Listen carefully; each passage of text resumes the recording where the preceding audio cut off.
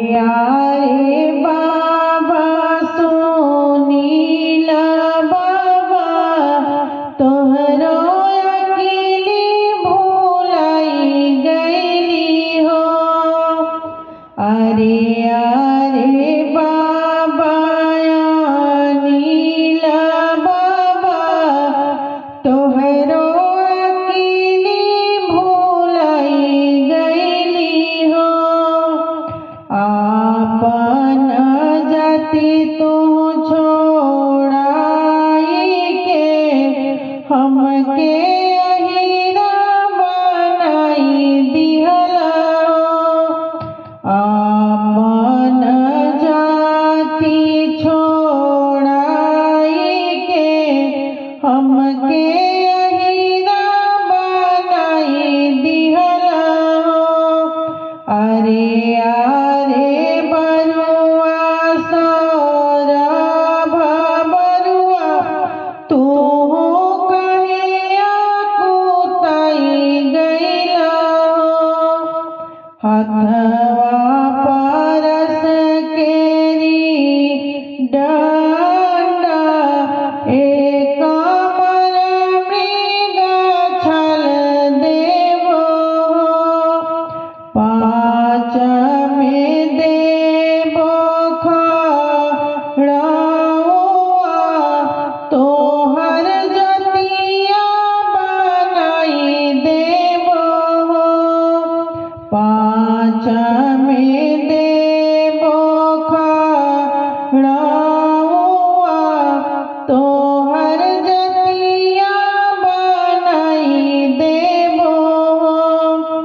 अरे अरे चाचा अपन चाचा रौरा कहे कुताई गईली है।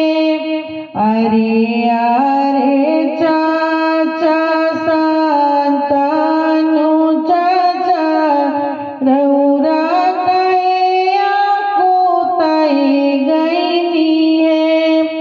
अरे अरे चाचा सौरभ चाचा रौरा कहे कुताई गईली है।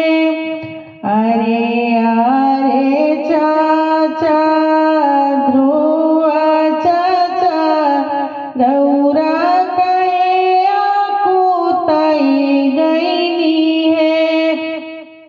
आपन जाति छोड़ाई के हमके अहिरा बनाई दिहला। अरे अरे बरुआ सौरभ बरुआ तू कहे कुताई गईला हो। हथवा परस केरी डंडा हे कमर मृग छल देवो है।